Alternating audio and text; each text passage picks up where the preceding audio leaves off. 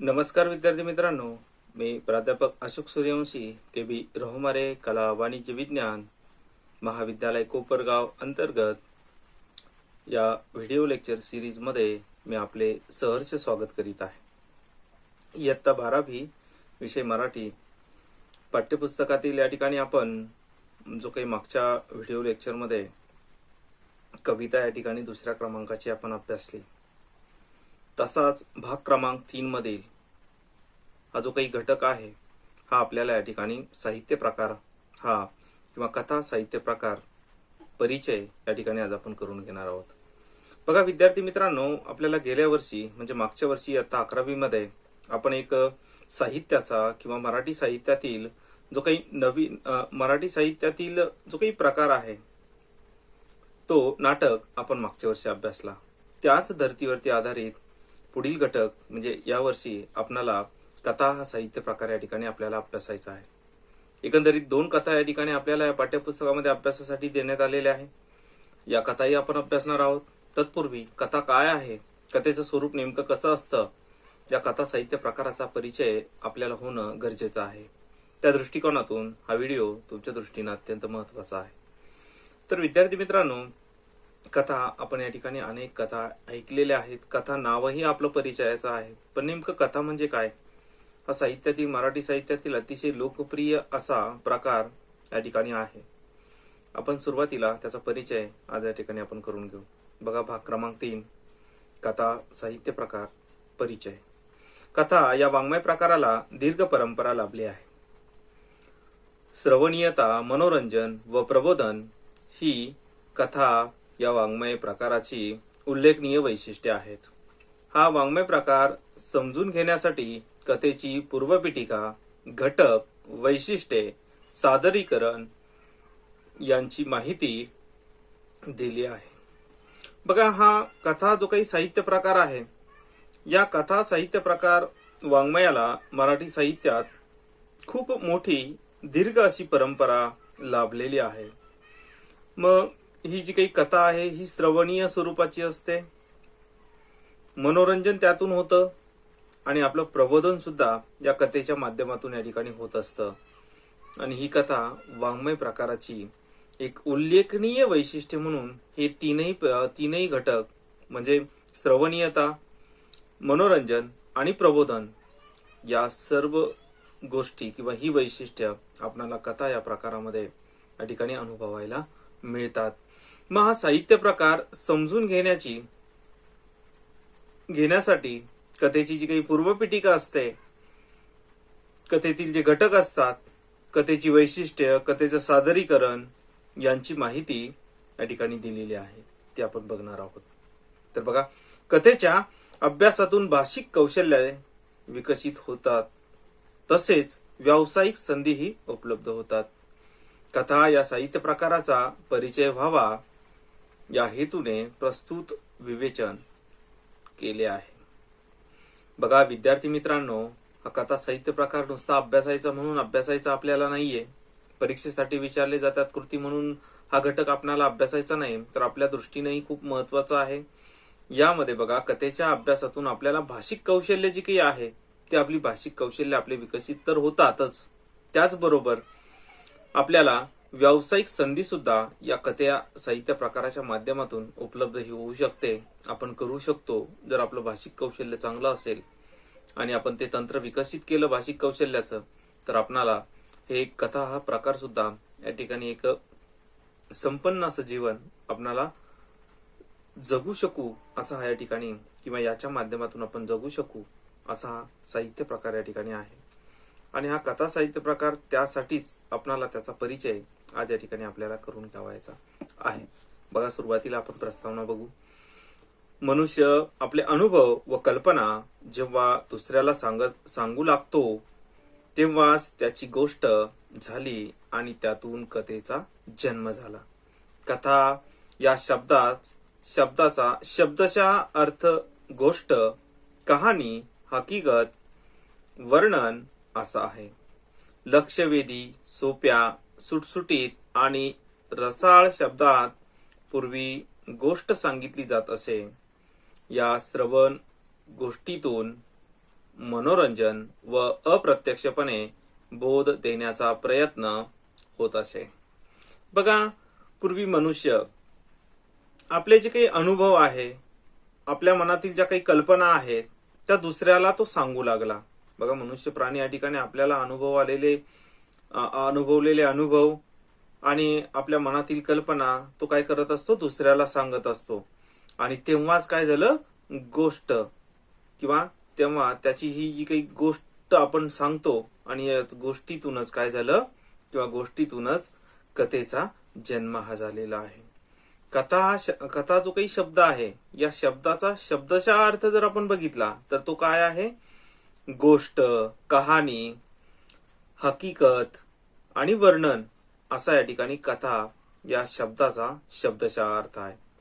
लक्षवेधी, सोप्या, सुटसुटीत आणि सरळ शब्दात पूर्वी गोष्टी सांगितली जात असे. बघा, पूर्वी काय केलं जायचं, लक्षवेधक, त्याचबरोबर सोपे शब्द, सुटसुटीत वाक्यरचना आणि सरळ शब्दामध्ये पूर्वी गोष्ट सांगितली जायची.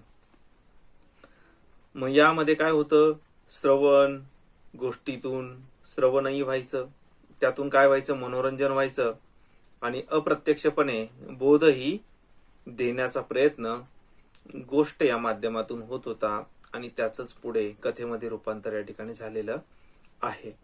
मौखिक परंपरेतून सुरू झालेल्या व लिखित स्वरूपात स्थिरावलेल्या कथा या वाङ्मय प्रकाराला उत्तरोत्तर लोकप्रियता लाभत गेली. कथ म्हणजे सांगणे, निवेदन करणे. कथ या मूळ धातूपासून कथा हा शब्द रूढ झाला आहे. भारतात कथा या साहित्य प्रकाराला फार मोठी परंपरा आहे. बघा, मौखिक परंपरेतून हा गोष्टीचा किंवा कथेचा प्रवास या ठिकाणी सुरू झालेला होता. तो लिखित स्वरूपामध्ये स्थिरावलेला आपणाला दिसून येतो किंवा कथा या वाङ्मय प्रकाराला उत्तरोत्तर काय झालेला आहे, म्हणजे अलीकडे खूप लोकप्रियता प्राप्त झालेली आहे. कथ या शब्द किंवा कथ म्हणजे याचा अर्थ, कथ या शब्दाचा अर्थ सांगणे किंवा निवेदन करणे असा आहे. त्याचबरोबर कथ या मूळ धातूपासून कथा हा शब्द या ठिकाणी तयार झालेला आहे किंवा रूढ झालेला आहे. आणि भारतामध्ये फार प्राचीन काळापासून या ठिकाणी हा साहित्य प्रकार किंवा या साहित्य प्रकाराची परंपरा आपल्याला या ठिकाणी फार प्राचीन असल्याची दिसून येतं. असं असंख्य भारत देशामध्ये या ठिकाणी कथा हा साहित्य प्रकार फार जुना असल्याची परंपरा आपणाला वेगवेगळ्या साहित्यातून ही दिसून येते. तर आपण सुरुवातीला कथा म्हणजे काय हे आपण अभ्यासू. तर बघा, प्रारंभी एखादी शिकवण देण्यासाठी, बोध देण्यासाठी कथालेखन केले गेले. नंतर मनोरंजन करण्यासाठी किंवा एखादा विचार, भावना, चित्ताकर्षक घटना लोकांपर्यंत पोहोचवण्यासाठी कथा लिहिल्या जाऊ लागल्यात. बघा, सुरुवातीला कथेचं प्रयोजन काय होतं, कथेचा हेतू काय होता, तर सुरुवातीला कथा शिकवण देण्यासाठी किंवा बोध देण्यासाठी कथा हा प्रकार या ठिकाणी रूढ झालेला होता. नंतर काय झालं, लोकांचं मनोरंजन करण्यासाठी किंवा एखादा विचार असेल, एखादी भावना असेल, एखादा चित्ताकर्षक विचार किंवा घटना असेल, ती वाचकांपर्यंत पोहोचवण्याच्या दृष्टीनं कथा लिहिल्या जाऊ लागल्या. म्हणजे अशा प्रकारे या कथेचा या ठिकाणी वाटचाल ही सुरू झालेली. कथेत घटना असतात, कथानक असते, तिच्यात पात्रे असतात, स्थळ, काळ, वेळ यांचाही उल्लेख कथेत असतो. कथेच्या विचारानुसार तिच्यात विशिष्ट वातावरणही असते आणि समर्पक अशी निवेदन शैली असते. कथेतील पात्रांच्या परस्पर संबंधातून निर्माण झालेले वातावरण, ताणतणाव, संघर्ष, गुंतागुंतही कथेत असते आणि या सर्वांचा एक उत्कर्ष बिंदूही, त्याला आपण इंग्रजीमध्ये क्लायमॅक्स म्हणतो, असतो कथेत. बघा, कथेमध्ये एक घटना असते किंवा अनेक घटना असतात. कथानक असते. त्या कथेमध्ये वेगवेगळी पात्रे असतात. स्थळाचा उल्लेख असतो, काळाचाही या ठिकाणी उल्लेख केलेला असतो, वेळेचाही उल्लेख यामध्ये आलेला असतो. कथेच्या विषयानुसार तिच्या विशिष्टपूर्ण वातावरणही निर्माण केलं गेलेलं असतं. समर्पक आणि निवेदन शैलीही कथेमध्ये असते.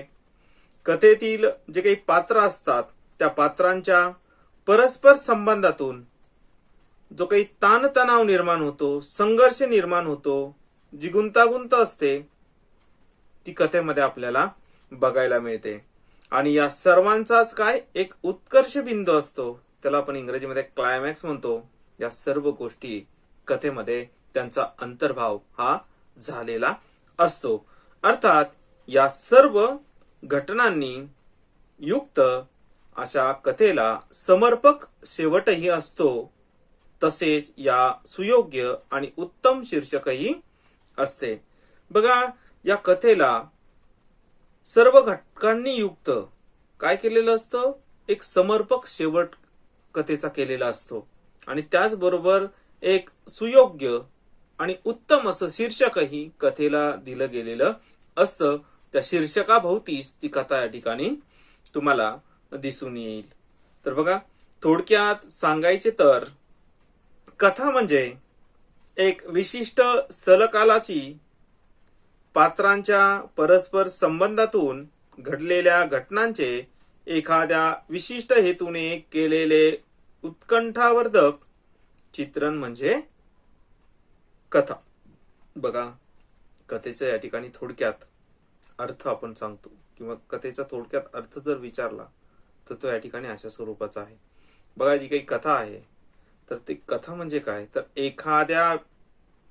एका विशिष्ट स्थल काली पात्रांच्या परस्पर संबंधातून घडलेल्या घटनांचे एखाद्या विशिष्ट हेतूने केलेले उत्कंठवर्धक चित्रण म्हणजे कथा होय. बघा, एखादी विशिष्ट स्थळ आणि काळ आहे आणि त्यामध्ये पात्रांचा परस्पर जो काही संबंध घडलेला आहे, पात्रांतील परस्पर संबंधातील ज्या काही घटना घडलेल्या आहे त्या घटनांचा एखाद्या विशिष्ट हेतूने केलेले उत्कंठवर्धक वर्णन किंवा उत्कंठवर्धक केलेलं चित्रण त्याला या ठिकाणी कथा म्हटलं जातं.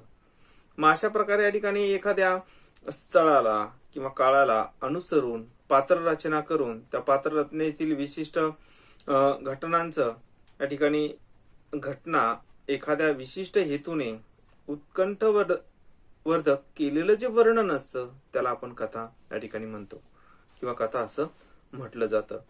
तर बघा पुढे, अर्थात प्रत्येक कथेत हे सर्व घटक असतीलच आणि त्यांचे प्रमाणही सारखे असेल असे म्हणता येणार नाही. बघा, या कथेचं जे काही वैशिष्ट्य सांगितलेलं आहे या वैशिष्ट्यामध्ये बघा, कथेत प्रत्येक म्हणजे याचा अर्थ असा किंवा अर्थात प्रत्येक कथेत हे सर्व घटक असतीलच आणि त्यांचे प्रमाणही सारखे असेल असे म्हणता येणार नाही. बघा, एखाद्या कथेत पात्रांना प्राधान्य असेल तर एखाद्या कथेत प्रसंगांना. कधी लेखकाचा दृष्टिकोन अधिक महत्वाचा असू शकतो तर एखादी कथा वातावरण निर्मितीचा हेतू लक्षात घेऊन लिहिली जाऊ शकते. बघा, कथा लेखकाच्या विचारानुसार या ठिकाणी ती जन्म घेत असते. मग कथेतील जे काही लेखक या ठिकाणी कथेतील पात्रांना या ठिकाणी प्राधान्य देतात तर काही लेखक या ठिकाणी कथेतील जो काही प्रसंग आहे त्या प्रसंगांना या ठिकाणी महत्व देत असतात. कधी लेखकाच्या दृष्टीनं अधिक महत्वाचा घटक या ठिकाणी असू शकतो तर कधी कथेची वातावरण निर्मिती ही गोष्ट सुद्धा लक्षात घेऊन कथा लिहिली जाते किंवा लिहिली जाऊ शकते. तीच गोष्ट विचारांची आणि भावनांची असू शकते. थोडक्यात कथा म्हणजे केवळ प्रसंगाचे वर्णन नव्हे, केवळ व्यक्तींचे चित्रण नव्हे, निव्वळ दृष्टिकोन किंवा एकाच विचाराचा परिपोष नव्हे, तर कथा म्हणजे पात्रे, प्रसंग, संघर्ष, गुंतागुंत, वातावरण, विचार, भावना, निवेदन शैली अशा सर्वांचे एक सुसंघटित प्रकटीकरण होय. तर बघा, आणखी कथेचा या ठिकाणी अर्थ आपणाला सांगता येईल. तर बघा काय, तर थोडक्यात म्हणजे कथा म्हणजे केवळ प्रसंगाचे वर्णन नव्हे, केवळ व्यक्तींचे चित्रण या ठिकाणी नव्हे, निव्वळ दृष्टिकोन किंवा एकच विचारांचा परिपोष नव्हे. म्हणजे एखाद्या वेळेचं वर्णन किंवा एखाद्या व्यक्तीचं वर्णन किंवा भावना असतील, विचार असतील, या गोष्टींचं या ठिकाणी वर्णन नव्हे, तर कथा म्हणजे काय.